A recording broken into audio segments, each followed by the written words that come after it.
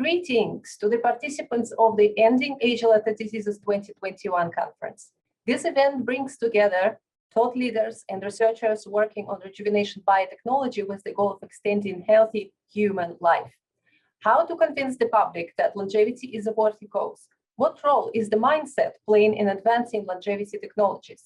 What is available now and how to build life extension into your lifestyle? These and other questions I'm discussing today with Sergey Young, longevity investor and visionary with a mission to extend the healthy lifespans of 1 billion people, founder of the Longevity Vision Fund, development sponsor of Age Reversal XPRIZE, and financial advisory board member of the UK's all-party parliamentary group for longevity, which is helping to shape a national life extension strategy. Hello, Sergey. Thanks for joining me today. Thank you, Elena. Yeah, you can see a lot of longevity in my life. Yeah. Yeah. Thanks, everyone. And hello. I'm very excited to join you today. Right. Sergey, last time you spoke at the Ending Age-Related Diseases conference, we didn't really have an opportunity to discuss your own, your personal story of how did you become a longevity proponent. But I always wanted to ask you, how did it start for you? How did you get into this fantastic journey that we are making? Yeah, that's an interesting question. So I think unfortunate reality for so many of us that we started to think about our health and longevity because of the wake-up call. And wake-up call is usually significant deterioration of our own health or the health of the people that we like. So I had two actually. One, my father got lung cancer back in 2005. He survived, but the man literally shrunk in size by 1/3, and the quality of his life has never recovered, right? So that's one.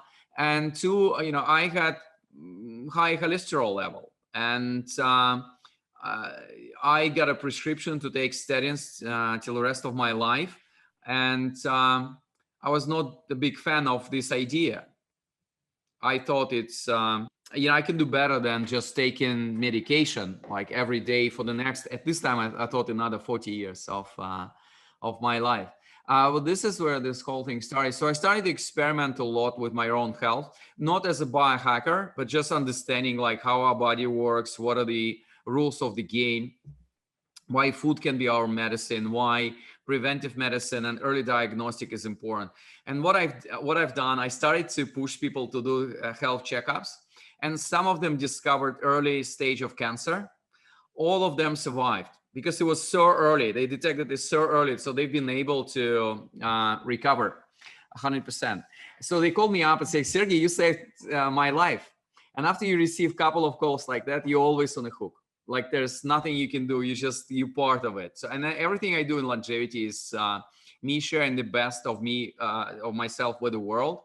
So it's not, so I'm doing this all pro bono, and it's been amazing. Finally, in the age of 43, I'm now 49, I found my mission in life.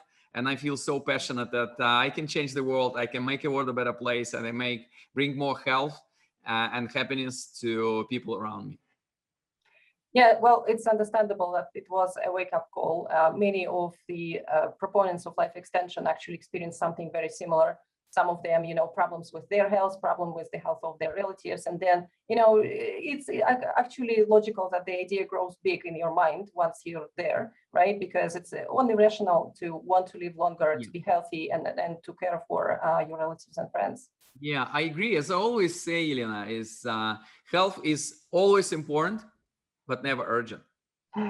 So, and like we always doing this kind of urgent things, but we never actually had time or like a mental capacity or resources to work on health. So we need to bring the sense of urgency to this whole topic. And that's unfortunate reality, how our mind and how we prioritize our time spent on certain issues in life. This is how it's structured. And it's the same for governments, right?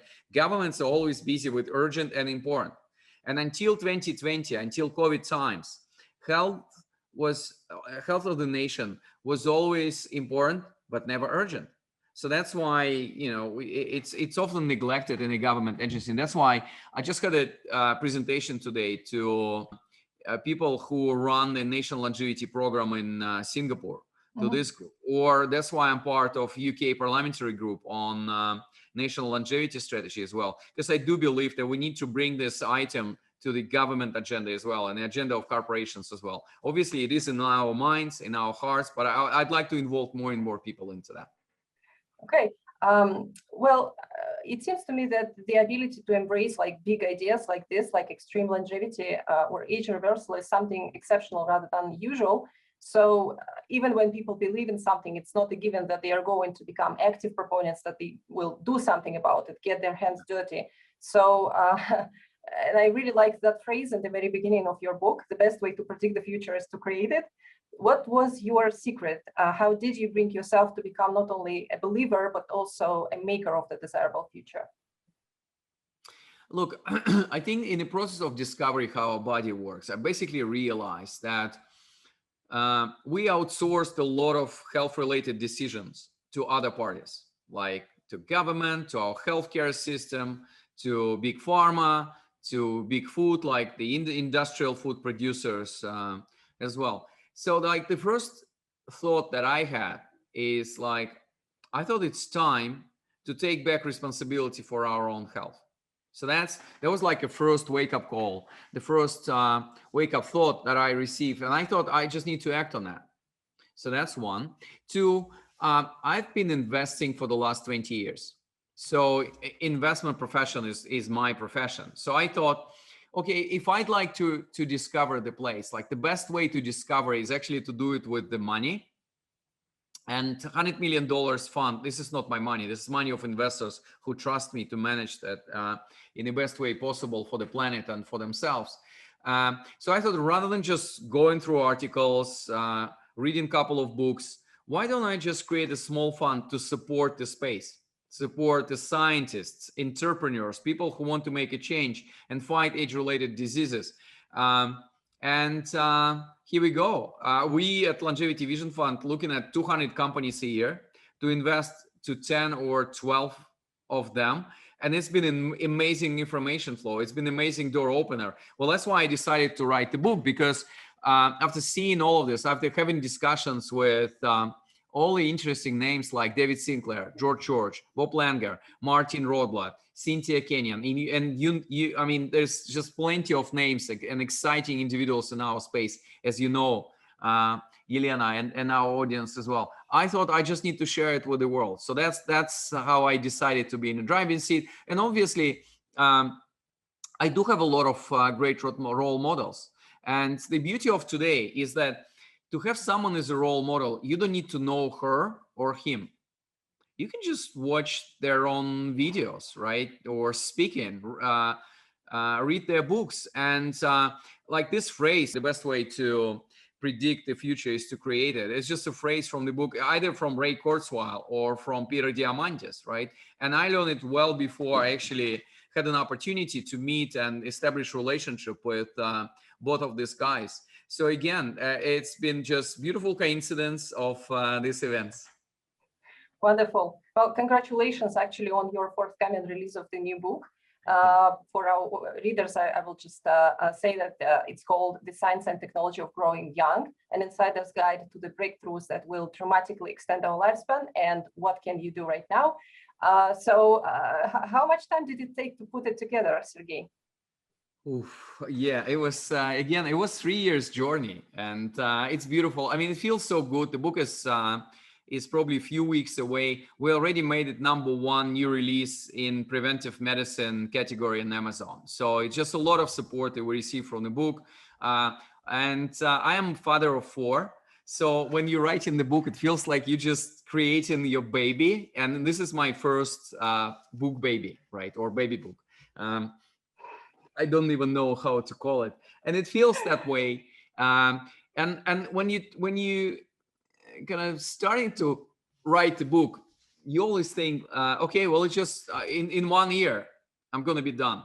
So be prepared that this is really a long-term process. It took me like 3 years actually to deliver this. But again, it's been an amazing journey. I had an opportunity to interview 40 people, and just the fact that you're writing the book and people dedicate more time to you, more attention. they are more articulate. They share more with you of their personal stories or their scientific discoveries or scientific thoughts as well. And I had an opportunity to discuss so many things with greatest minds of our century and bring it to the book, to learn so many beautiful stories of the patients who actually can illustrate all the discoveries, all the breakthroughs in technology and science that we can do. And like, even when I was writing about the future, there's like a couple of chapters in the end of the book about the day when we all gonna live 200 years. I don't know when and where, whether we will reach this day. But like, I was discussing the ethics of robotics and avatars with Peter Jackson, creator of Lord of the Rings, right? The man is behind Avatar movie with James Cameron. And it's been brilliant. So I get so excited. So like, actually the biggest challenge is like, we had at least 500 pages written. To compress it in 250, it was almost like, cutting your own, I don't know, fingers, right? You feel that you just need to share all of this with the world. But obviously, book delivering the book is requires you to make very important trade-offs. In fact, and again, as I said, everything I do in longevity is me trying to change the world. And I'm not taking any money from it. So the biggest challenge was I wanted to distribute this book for free, and publishing industry doesn't work on that premise. So I need to make a concession. So, but I still like, for what I think it's $28. It's still a good read, and it's great overview of what is now in the labs and in the minds of entrepreneurs on the different scientific and technological paths. What awaits us in the future, and what are the challenges, and what are the ethics of radical life extension, and it's like a special bonus chapter there. It's actually 2 times bigger than any other chapter of the book, and I call it like special bonus chapter. I think it's 40 pages.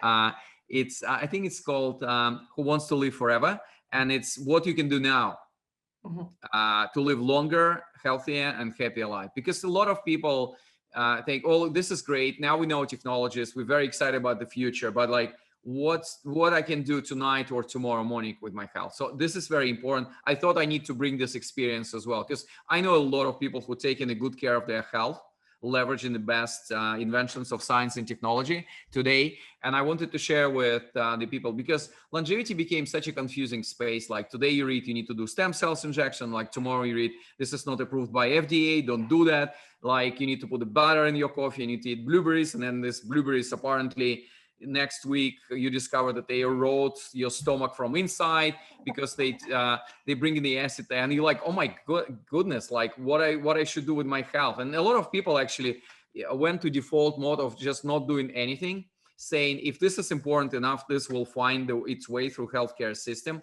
and it's not the case, because the version of healthcare system that we have today is 17 years old. It's the average time between inventing something, something being approved, and then it's been delivered to the whole population through healthcare system. So like, it's why I thought, very slow. I think it was time to share what I've discovered in this very long but grateful path of investing in longevity, science and technology. I see. Yeah, you're absolutely right. The field is growing really fast, and in the very early days, it was extremely difficult to understand what to do. Unlike today, because today we already have some information, being properly classified, understandable. A lot of researchers are trying to produce some comprehensive reviews of this or that topic, so it's really, really helpful. But let me ask you something that I personally find really, really important. Let's discuss the beginning of your book. It actually begins with a wonderful thing. It's a picture of a positive future that when we're going to live much, much longer than now, say around 200 years old, and in perfect health. So there are no physical limitations, there are no psychological limitations. So I really think it's very useful. Is this like part of what you're usually doing as part of your daily routine?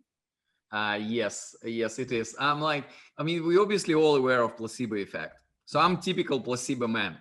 So if I believe something is working for me, that's why I like supplements. Supplements are unregulated sector or industry or products, right? So they're like, you just need to be really mindful what exactly you're taking, like what is the where it was produced as well. But what I like about supplements, it's like 30 or 40% of the supplements effect is just placebo. If you believe it works for you, then it works for you at least for 30 or 40%. So that's why I'm actually a big fan of psychological aspect of aging as well. And there was multiple studies saying if you have your target psychological age below your calendar age, you actually will look younger. Your body going to be working better, and it's actually, well, I'm not sure you can like reverse aging, but to slow down your aging process is, I think it's feasible.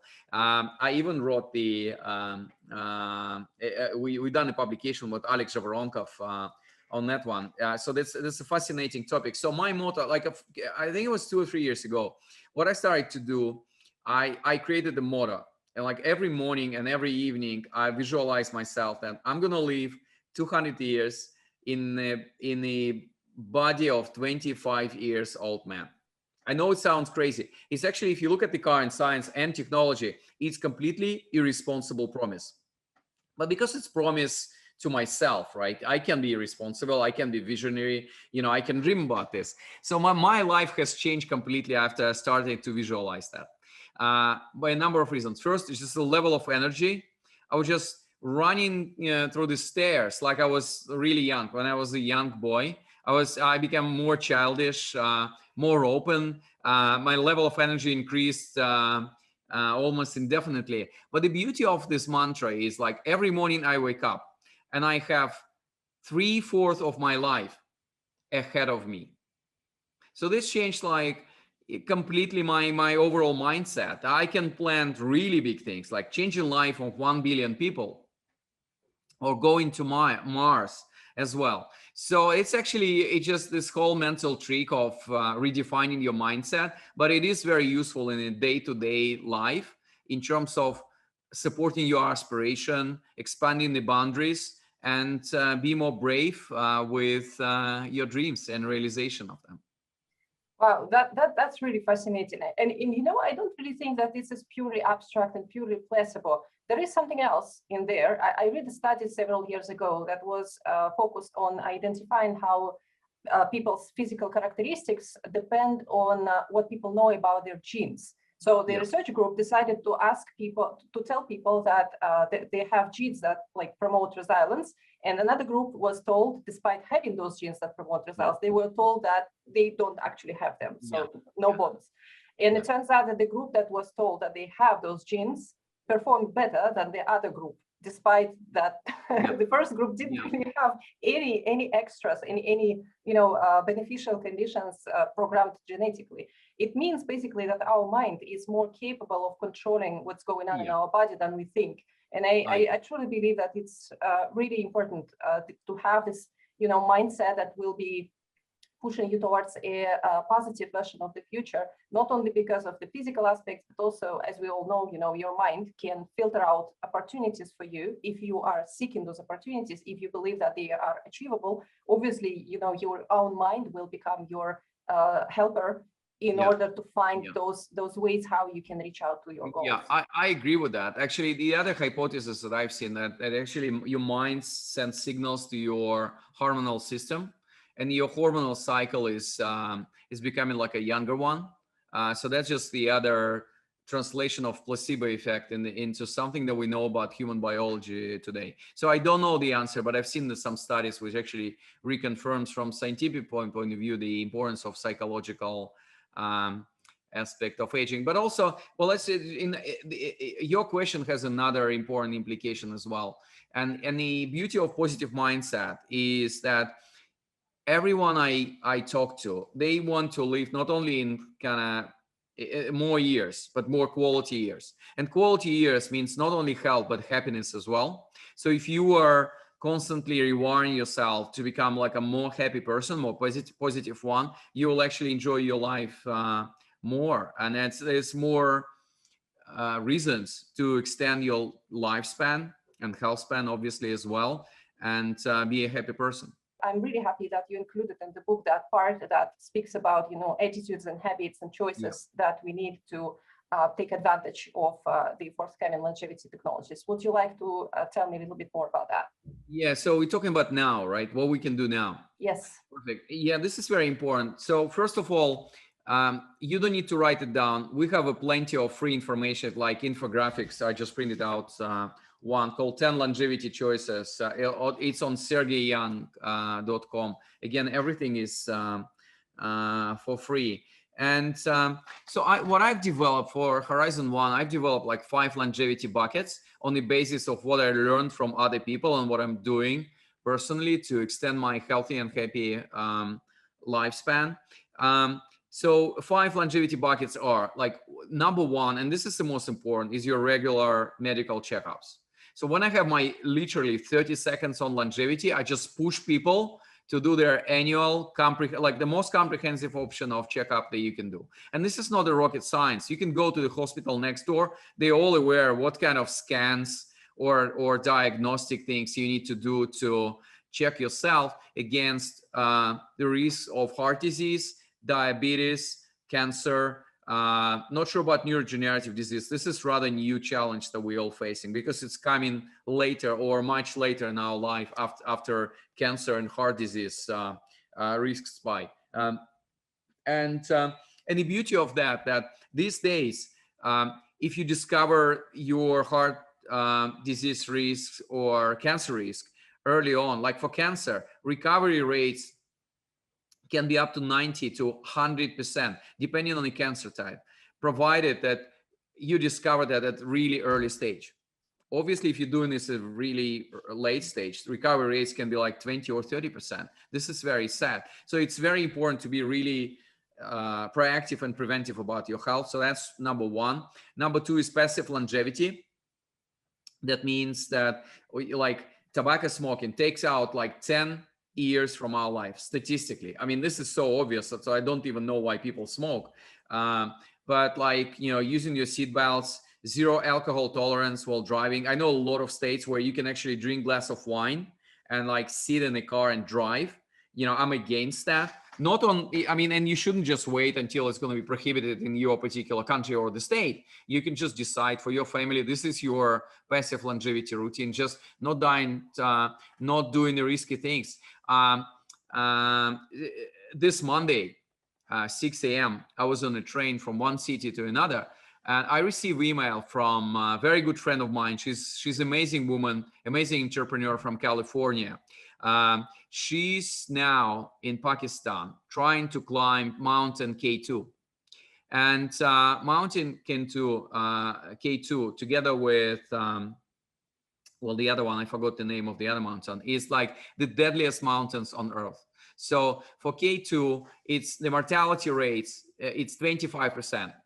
So if you think about Russian roulette, your mortality risk is what, like 16, 17%? Like going to this mountain is like 25%. And I'm like, why do you need to do this, right? There's so many beautiful things on earth that you can do. Nevertheless, look, I respect her choice, and I hope everything gonna be okay. But like this kind of decisions, they influence that us. Third is the diet, and obviously we really forgot that diet can be our medicine, at least before we invent the magic pill which gonna reverse aging. And being more plant-based, consuming less industrial meat and fish, going for organic options, this is extremely important. And it's very easy to say that. It's very difficult to implement that. So my shortcuts, I'm heavily focused on vegetables because of the lower caloric intensity of that. Even if like half of my table going to be full of vegetables and I eat all of them, it's still kind of okay from the caloric intensity point of view. It's actually more healthy if you compare this to industrial meat and fish as well. Obviously, no sugar drinks. I do fasting. So like I fast Monday, evening to Wednesday morning for 36 hours. But you don't need to be that radical. Just having like a window of fasting when you eat like 6 hours a day and then you fast 18 hours is fine as well. Number 4 is 10,000 steps a day is physical activity. So I use my wearable to count my steps. So this is very important. I also do yoga, some other exercise, but like even being active for like 10,000 steps a day, it's usually like 1.5, 1.5 hours a day is super important as well. And 5th is peace of mind. So every time we talk about health, we tend to talk about physical health, but the mental health is equally important. So what I call peace of mind is importance of sleep. So I do like 8 hours of sleep, 8 hours in the bed, which 7 hours of sleep. So this is my rule. After reading Matthew Walker book called Why We Sleep, that's been an amazing book. It's meditation, because we all have extremely high cortisol level, and we need to decrease that. Our body and mind has not been created by Mother Nature to handle this whole kind of stress and variety and external shocks that we have around us. And the third one is just social realization, sense of purpose, people with the mission, people with a positive view of life, people who share more with the world when they take rather than they take from the world, tend to live longer and more importantly, more fulfilling life as well. So that's my 5 longevity buckets. Let's discuss a little bit the timeline of events as you see it. So what innovations can we expect on the horizon of, say, 10, 20, maybe 50 years? Yeah. So I use this framework called 3 horizons of longevity innovation, right? It's in the articles that we published. It's in the book. It's actually called near and far horizon. So now we discussed now already, this horizon 1. So what is in the near horizon? And this is horizon which of technologies and scientific breakthroughs, which are going to be available to us in the next 5, 10, 15 years, right? And what is there? Is gene editing and gene therapy. It's regenerative medicine, whether it's stem cells or organ regeneration. It's longevity in the pill. It's different therapeutics and drugs that we're going to discover and approve for mass use to influence or even reverse aging. There's so many things that we can do in this second horizon and this near horizon, as it's called in a book. So if we'll have time, let's dedicate a little bit more time to that. So that's actually like everything we've done before, like on the horizon 1, like now, we were just increasing the average lifespan on Earth by decreasing early death. That's like the only thing that avoiding early death. That was the premise of increasing lifespan today. So what horizon 2 will give us, these technologies like gene editing or organ regeneration will give us an opportunity to break this sound barrier of 122 years of maximum lifespan we have on Earth for the record. And so I'm very optimistic about this whole thing. I don't think it's going to be like one discovery which will solve the problem, because human body is such a complex thing that if one solution exists for longevity or stopping aging or fighting age-related diseases, then it's either Mother Nature or science would have been discovered that long ago. So it's not a silver bullet solution. It's combination of the things. And then there's the third horizon, far horizon of longevity, which is going to be available to us in the next 25 to 50 years. And it's completely futuristic. I'm actually waiting for this with combination of excitement and fear. And this horizon is about human avatars, Internet of Body, like when we all full of sensors, human brain AI integration, complete organ or body replacements as well. But don't worry, before we reach that, there's so many things that we need to sort out. And we actually need to sort out the ethics of that. One of the chapters in the book called Morality of Immortality, like it's about the ethical implication of life extension technologies and the science, because we have created science and we have created technology to extend our life, but we haven't created life that we want to extend. So that's a bigger problem. There's so many things that we need to fix from ethical, regulatory, societal perspective as well. So these are the 3 horizons of longevity, how we see it from Longevity Vision Fund perspective, where we focused on near horizon 2, like. And yeah, like if you ask me, like, what are the most promising technologies? which going to be like game changers in terms of our ability to live longer, or reverse aging, or influence significantly age-related diseases. My favorite ones are three. One, I think, is this whole field of gene editing and gene therapy is amazing. We already know like almost all 3,000 genes which are responsible for aging in our body. So, and right now we have a number of technologies developed by science to influence our DNA, right? And even to amend this. And we're investing a lot from Longevity Vision Fund perspective. We're investing a lot in this. 15, 20 years ago, gene therapy or gene editing was the thing for just a handful of people. And they all were like in a state when they have nothing to lose in this world. It was like experiment with people with the outcome that we don't know whether it's going to be positive or negative.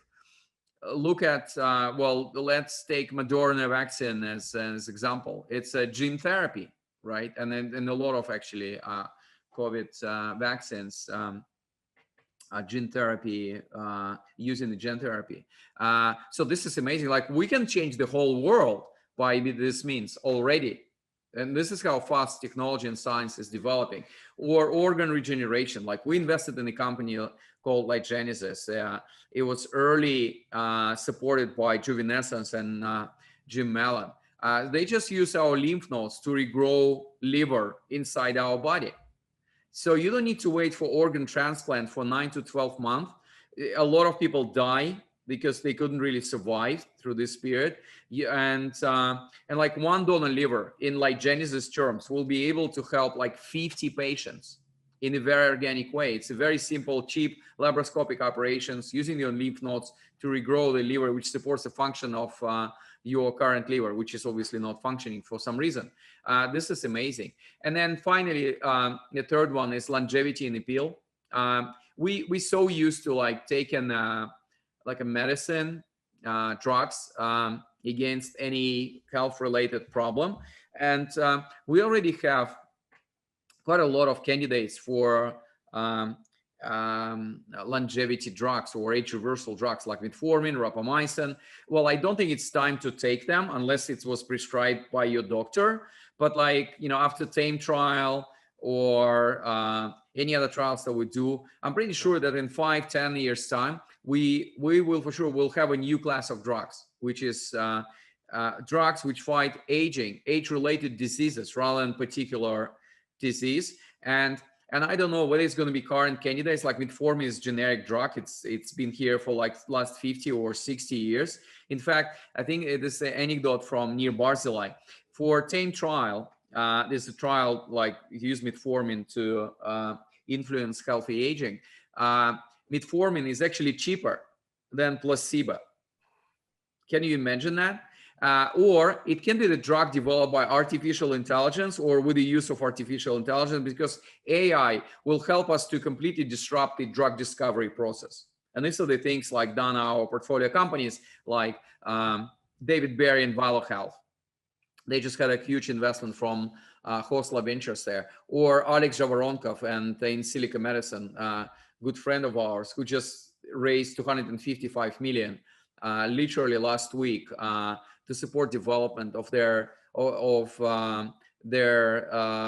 AI technology, which used in drug discovery process. In your book, you're also exploring various, ethical elements, ethical implications of rejuvenation biotechnologies. And I really wanted to ask you, what are the main factors that will enable this positive scenario of healthy life extension when everyone can get access to it? Yeah. So what are the main factors? I'm a big fan of affordability and accessibility aspects for health and longevity, right? I'm not doing this if this is only for rich people. In fact, our mission of LVF to bring the affordability and accessibility aspect to healthcare.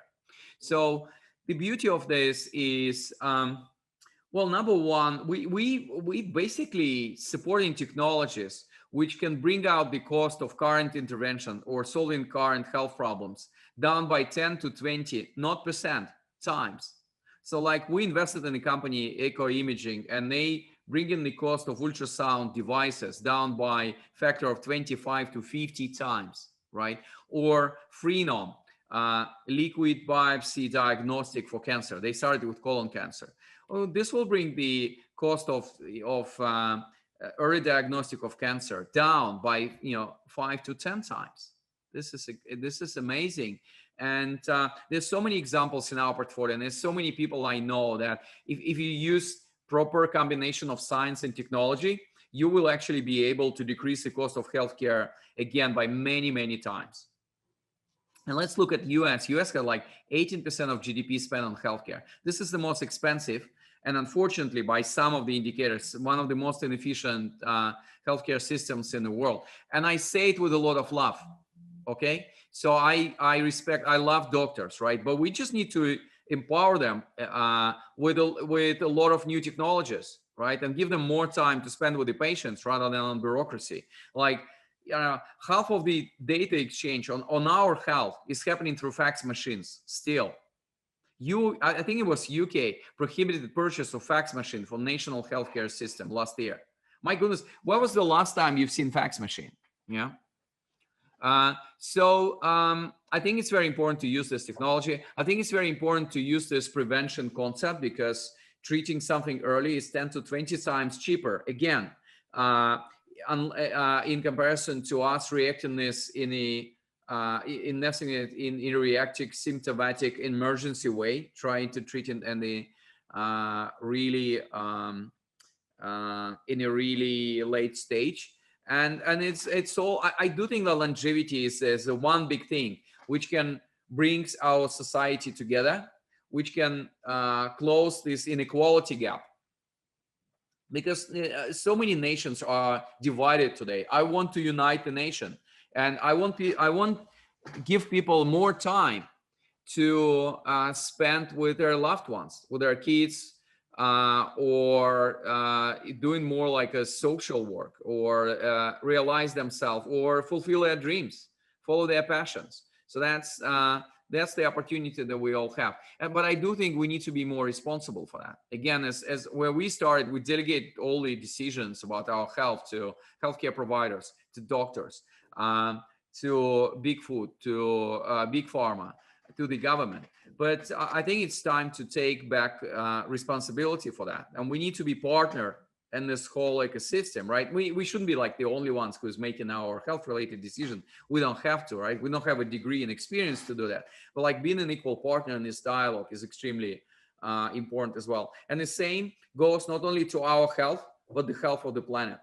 If we all gonna live longer, we will face the consequences of our own actions in regards to Mother Nature. And it's a wake-up call for us to be more mindful with our consumer choices or our lifestyle choices, how harmful or positive they are for Mother Nature as well.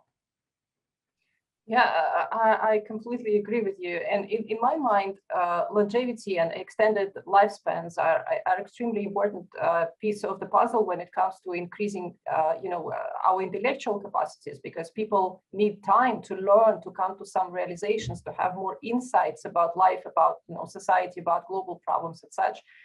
Even if to think about my humble experience, I wasn't really thinking about, global issues until I was around 30, just because, I was trying to mature. I was focused on some other things, my career, families, stuff and such. And I just didn't have time to sit and think about this. But when I started thinking it, I started to explore a huge world around me. I was so interested about everything. And now I really want to have more time to learn even more and contribute more to society. But I cannot do that if in 40 years from now, I'm dead. It will be really, really sad that this journey will be over. And to me personally, working on something like longevity, it has almost a spiritual sense, because I honestly think that humans can become something else, something bigger, something better in the future, if only we give us this chance, and if we stay open to those opportunities that come to us, if we stay flexible, if we play with it, remaining in this mindset of a kid that is playing, trying to learn more about nature and such. If we do not limit ourselves with something really artificial, and we just be ourselves, be life forms that develop, that are pushed forward, that evolve. Yeah, I agree with you. I agree. Right, Sergey, once again, I want to congratulate you on the forthcoming release of the book. It's a wonderful book, and it's a real brain teaser, to be honest. And I really think that the readers will enjoy reading it. So please remind me once again where people can get it and where can we go for more information about your projects, your initiatives. Yeah, I think the easiest way to stay connected to go to SERGEYYOUNG.com.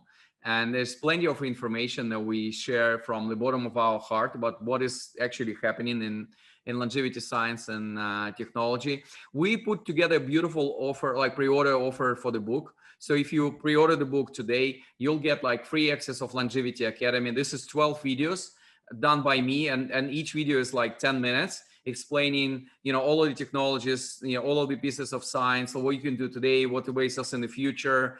And it's a really cool thing. And then two more books which we share in PDF form, like the one on the diet, or the other one on the kids' health, like how do we brainwash our kids for them to be prepared for more healthy choices.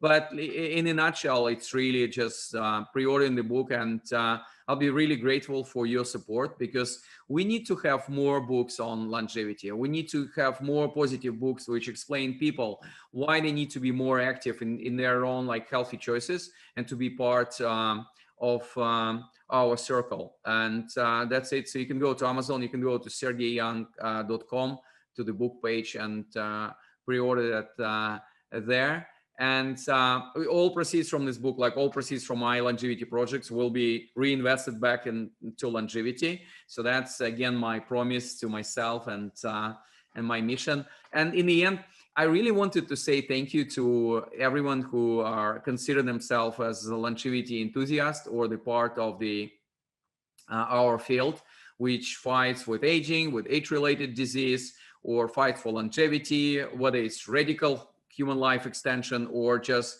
improving the quality of our life. I've been working for the last 30 years, and I've been investing for the last 20 years. And I've invested in a lot of sectors, but only when I started to do longevity and become part of your circle, I've never felt so welcome and so warm. This is the most uncompetitive community of people I've ever belonged to. And there's always signs of support. There's zero sense of competition. I can call up the other fund who invest in longevity. I'm like, oh, Sergey, this is great. We have this beautiful company.